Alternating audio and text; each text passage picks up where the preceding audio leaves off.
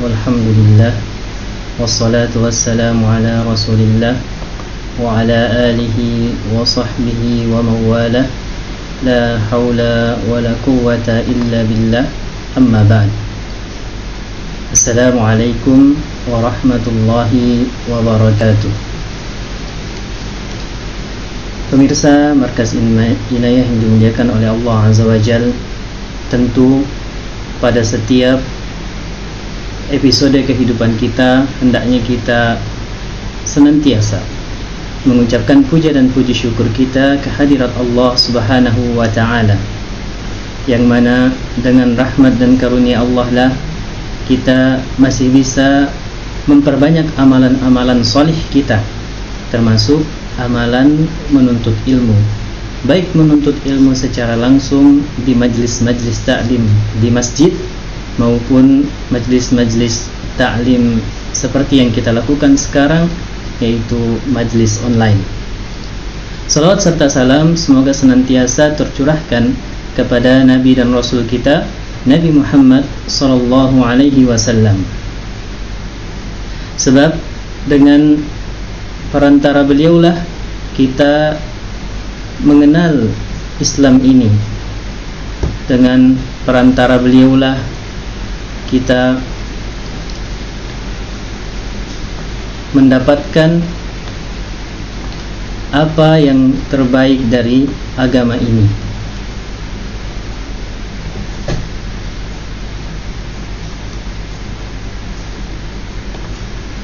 Nah, tentu ketika kita mengingat bagaimana perjuangan Rasulullah SAW dalam menyampaikan risalah ini, akan bertambah kecintaan kita kepada Rasul kita Nabi Muhammad SAW. Sebab beliau tidak hanya mengajarkan kita perkara-perkara yang terkait dengan akhirat, namun beliau pula banyak menasihati kita, banyak meletakkan pokok-pokok atau pondasi-pondasi dalam urusan dunia kita juga. Olehnya kita sebagai umat Islam sudah sepantasnya selalu mengingat beliau ketika nama beliau disebut, maka kita harus memperbanyak salawat kepada beliau sallallahu alaihi wasallam. Pada kesempatan yang berbahagia ini, insyaallah kita akan membahas tentang salah satu konsep pada fikih muamalah, yaitu konsep pembiayaan syariah. Pada kesempatan sebelumnya kita telah membahas salah satu konsep pembiayaan syariah, yang mana konsep tersebut menggunakan konsep jual beli. Sebagaimana kita ketahui bahwa pada akad pembiayaan tentu kita harus melihat adanya beberapa unsur penting sehingga akad tersebut disebut dengan pembiayaan.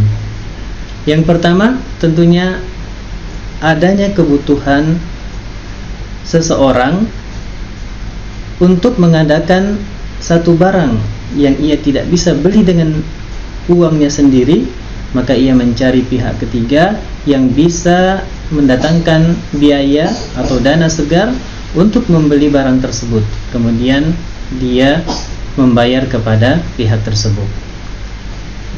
Ini yang pertama. Jadi ada barang yang akan didatangkan dan ada pihak pembiaya yang siap mendanai barang tersebut. Kemudian juga pada pembiayaan salah satu karakter khususnya adalah yang ingin membeli barang tadi tidak sanggup membayar dengan jumlah yang banyak sekaligus. Makanya ia akan menyicil dana pembelian atau dana pembiayaan tersebut kepada pihak pembiaya. Kemudian salah satu yang sangat harus diperhatikan agar dia menjadi solusi dari pembiayaan adalah akad ini menghasilkan keuntungan bagi yang memberikan pembiayaan. Telah kita sebut juga tentunya ada pembiayaan syariah lainnya dengan konsep qard atau meminjamkan dana dan nanti akan dikembalikan dengan jumlah yang sama, Ini yang disebut dengan utang piutang dalam Islam. Utang piutang dalam Islam tidak boleh ada atau tidak boleh mempersyaratkan keuntungan pada akad tersebut. Dia bisa menjadi konsep pembiayaan, tapi pembiayaan yang bersifat sosial, bantuan, tidak mengharapkan keuntungan. Namun yang akan kita bahas tentunya adalah yang memiliki unsur-unsur yang kita sebutkan tadi, bisa mendatangkan keuntungan bagi pihak pembiaya, juga bisa dicicil dan dapat mendatangkan barang dengan harga yang cukup tinggi bagi yang ingin mendatangkan barang tersebut. Nah, pada kesempatan kali ini kita akan membahas tentang pembiayaan syariah yang memenuhi unsur-unsur yang kita sebutkan tadi dengan konsep sewa atau konsep sewa menyewa. Bagaimana hal tersebut? Dengan konsep sewa menyewa, pihak yang ingin didatangkan barangnya datang kepada pihak pembiayaan syariah misalkan. Kemudian pada pembiayaan syariah tersebut akan ditawarkan konsep ini. Bagaimana caranya? Yang datang dengan memohon untuk didatangkan barang, dia sebutkan barang apa yang ingin dia adakan, yang ingin dibiayai oleh pihak pembiaya ini. Katakanlah misalkan dia ingin membeli motor, kemudian disebutkanlah motor jenis apa, warnanya bagaimana. Setelah barang yang diinginkan diketahui oleh pihak pembiaya, maka pihak pembiaya akan membeli barang tersebut terlebih dahulu secara tunai. Setelah barang ini menjadi milik sah dari pihak pembiaya, maka barang ini dia sewakan kepada pihak yang ingin mendatangkan barang tersebut.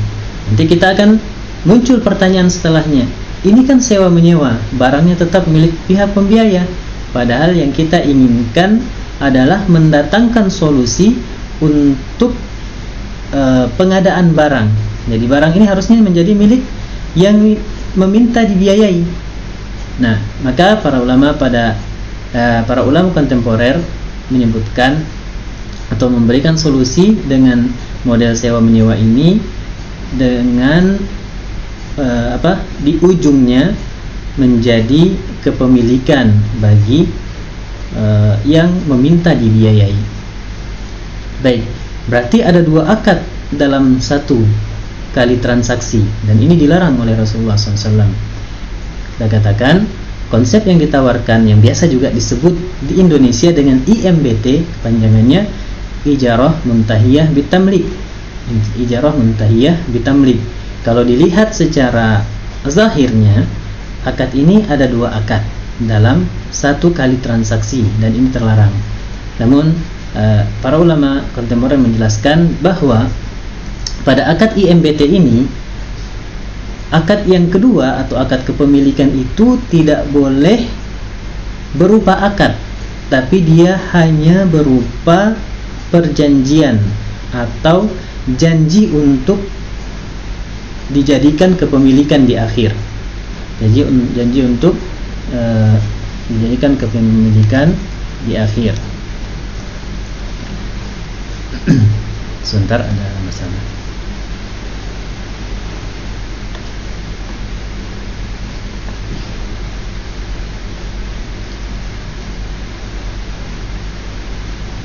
Baik.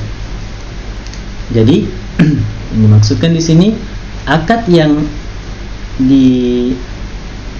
dijadikan berupa akad adalah akad sewa menyewanya. Namun pihak pembiaya mengatakan, jika Anda berhasil menyewa barang ini setiap bulan selama 4 tahun misalkan tanpa putus, maka barang ini menjadi milik Anda dengan membayarnya di biaya sewa yang terakhir. Di biaya sewa yang terakhir. Ini kalau dikatakan dengan ijarah muntahiyah bitamlik tadi. Maksudnya dia sewa setiap bulan sampai mencapai waktu yang ditentukan, maka upah sewa di bulan yang terakhir itu dijadikan harga beli untuk barang tersebut. Tentu barang ini akan terus menyusut harganya, dan harga bulan yang terakhir itulah yang menjadi harga belinya atau harga beli untuk barang tersebut. Maka yang tadinya sewa menyewa akhirnya berujung kepada jual beli atau kepemilikan di akhir. Nah, yang perlu kita ingat adalah akad kepemilikannya yang di akhir tidak boleh ditentukan dari awal. Dia hanya berupa janji dari pihak pembiaya. Kemudian mungkin kita akan bertanya, kalau begini akadnya, pihak yang dibiayai akan merasa khawatir, was-was, nanti dia dirugikan. Maksudnya apa? Ketika dia telah hampir sampai di penghujung, kemudian pihak pembiaya mengatakan, saya tidak mau menyerahkan barang ini kepada Anda. Ini mungkin terjadi, tapi ketika kita melihat cara kerja pembiayaan atau lembaga-lembaga keuangan syariah, baik itu bank atau lembaga keuangan syariah yang lain, adalah berasaskan kepada kepemilikan. Ya, bukan, maksudnya berasaskan kepada kepercayaan, maksudnya bukan kepemilikan. Artinya apa? Ketika dia berbohong di akhir, maka itu berarti dia telah merusak kepercayaan masyarakat dan kemungkinan banknya akan tutup, sebab dikatakan bank ini tidak amanah. Maka para ulama mengatakan ini bisa menjadi salah satu solusi bagi pembiayaan konvensional yang masih menggunakan atau mempersyaratkan keuntungan dari hutang piutang. Nah, pada akad IMBT ini, barang yang menjadi objek transaksi tadi tetap menjadi milik pihak pembiaya, sampai waktu yang ditentukan dan dilakukan pemindah kepemilikan, baik itu dengan cara jual beli, yang mana harga sewa yang terakhir itu dijadikan harga untuk membeli barang tersebut, atau di akhir dipindahkan kepemilikannya dengan hibah. Bisa juga diganti ijarah muntahiyah bil hibah. Bitamlik sebenarnya dua-duanya bisa, jual beli bisa, dengan hibah bisa. Karena perpindahan kepemilikan itu bisa dengan jual beli atau mubadalatul mal bil mal, pergantian harta dengan harta, juga bisa dengan bentuk hibah. Maka ini tergantung apa yang dijanjikan oleh pihak pembiaya. Kemudian karena kita katakan tadi barang tetap menjadi milik bank, maka atau kita bilang milik pihak pembiaya, maka barang ini ketika misalkan terjadi kemacetan atau tidak lancar pembayaran sewanya setiap bulan, maka pihak pembiayalah yang paling berhak terhadap barang ini. Jadi dia berhak untuk menarik barangnya di tengah perjalanan akad tersebut, karena yang membayar sewa ini hanyalah sebagai penyewa. Seperti misalkan kita menyewa rumah itu akan tetap menjadi milik dari pemiliknya, dan kita tetap membayar sewa sampai dia dijual. Begitu juga dalam akad ini. Ya, tentu kita bisa memahami dalam kasus ini, dalam kepemilikan objek ini, dalam akad sewa barang tetap jadi milik pihak pembiaya. Adapun akad yang sebelumnya kita bahas, akad murabahah bil amil bil syira', itu barang jadi milik yang meminta pembiayaan, dan penyikapannya akan berbeda. Karena pada akad yang kita bahas sekarang, akad sewa, barang tetap menjadi milik bank. Jadi dia berhak mengambil atau menarik kembali barang tersebut ketika terjadi kemacetan pembayaran. Adapun di akad sebelumnya, akad murabahah, barang tidak bisa diambil langsung oleh pihak pembiaya karena dia adalah milik dari pihak yang minta dibiayai. Namun nanti akan ada cara-cara yang lebih syar'i untuk menyelesaikan permasalahan di antara mereka. Namun pada kasus ini tentu secara keberhakan barang masih milik pihak pembiaya, namun tetap bisa berkomunikasi, bermusyawarah kembali ketika terjadi kemacetan penyewaan. Artinya kalau tidak menyewa setiap bulan, berarti dia tidak memenuhi syarat yang disampaikan tadi. Dan bisa juga misalkan antara pihak pembiaya dan pihak yang dibiayai itu kembali atur damai maksudnya, atau mengadakan kesepakatan ulang. Bisa jadi mungkin pihak pembiaya mengatakan boleh kita lanjutkan kembali akad ini, namun harga sewa bulanannya saya naikkan. Atau kalau di akad-akad lain biasa dikatakan denda. Di sini bisa karena menaikkan harga upah itu bisa. Adapun pada akad sebelumnya, akad murabahah, ketika terjadi keterlambatan, secara hukum asal tidak boleh dikenai denda untuk keterlambatan tersebut karena dia berasaskan utang. Jadi tidak boleh mengambil kelebihan di situ. Berarti di sini ada plus dan minusnya untuk pihak pembiaya. Jadi ketika bertransaksi tergantung kesepakatan kita dengan pihak yang ada atau yang menjadi pelaku transaksi tersebut. Nah, tadi kita berbicara tentang keterlambatan yang ada. Kemudian apakah boleh bagi pihak yang minta dibiayai tadi menjual barang ini?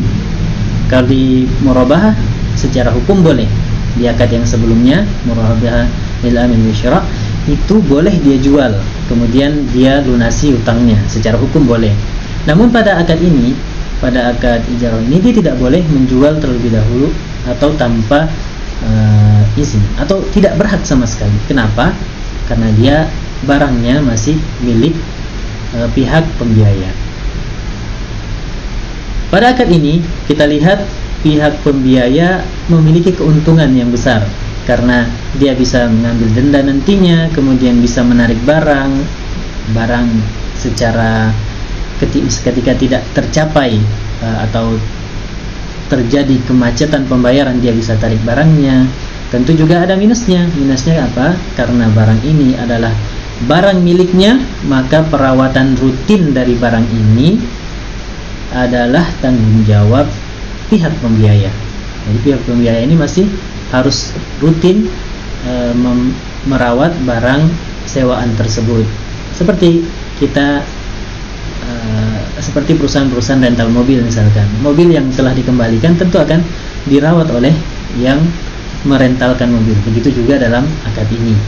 Nanti tinggal dipilih akad yang mana yang sesuai bagi kedua belah pihak untuk dilakukan pembiayaan tadi. Baik. Tentu ketika kita menarik kajian tadi kepada contoh, dan kita setelah sebutkan contoh yang kita misalkan tadi motor, dan ini bisa kita tarik juga ke contoh-contoh lainnya, misalkan rumah atau hal-hal yang menjadi objek pembiayaan lainnya. Nah, mungkin cukup sampai di sini kajian kita pada kesempatan kali ini, kajian tentang pembiayaan syariah melalui konsep sewa menyewa yang biasa dikenal di Indonesia dengan IMBT. Biasanya tidak disebut panjang karena terlalu panjang, disingkat saja. Jadi dengan konsep IMBT atau dengan metode sewa menyewa. Atau mungkin kita akan bertanya sebelum kita tutup, dari mana keuntungannya? Dari mana keuntungannya pihak pembiaya? Nah, di sini tentu ketika dia telah membeli secara tunai tadi, dia telah hitung biaya sewa yang bisa menguntungkannya. Jadi biaya sewa bulanan yang akan dibayarkan itu tentu telah telah diangkat dan kemudian dibagi ke jumlah bulan yang telah disepakati kedua belah pihak. Baik. Cukup sekian yang kami dapat sampaikan pada kesempatan yang berbahagia ini.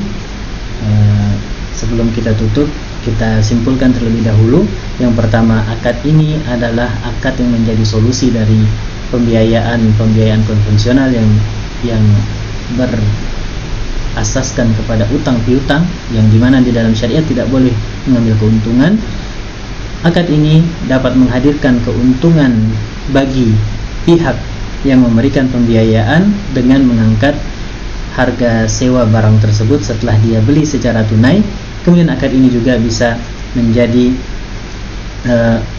solusi bagi mereka yang tidak sanggup membeli barang secara tunai, karena dia bisa dicicil kepada pihak pembiaya, dan kerusakan atau perawatan rutin yang bukan dari kesalahan dari pihak pengguna atau penyewa adalah tanggung jawab bagi pihak pembiaya, karena dia adalah barang miliknya.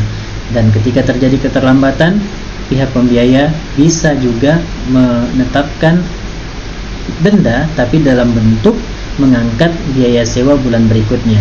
Jadi kayak seperti kita menyewa rumah setahun ini misalkan 10 juta 1 tahun, tahun berikutnya bisa jadi dinaikkan menjadi lebih dari itu. Ini salah satu bentuk yang bisa menjadi solusi dari pembiayaan konvensional. Mencukupkan, semoga bermanfaat. Kita tutup dengan doa kafaratul majelis. Subhanakallahumma wa bihamdik, la ilaha illa anta, astaghfiruka wa atubu ilaik. Sallallahu ala nabiyyina Muhammad wa ala alihi wa sahbihi wa sallam. Wa akhir da'wana alhamdulillahi rabbil alamin.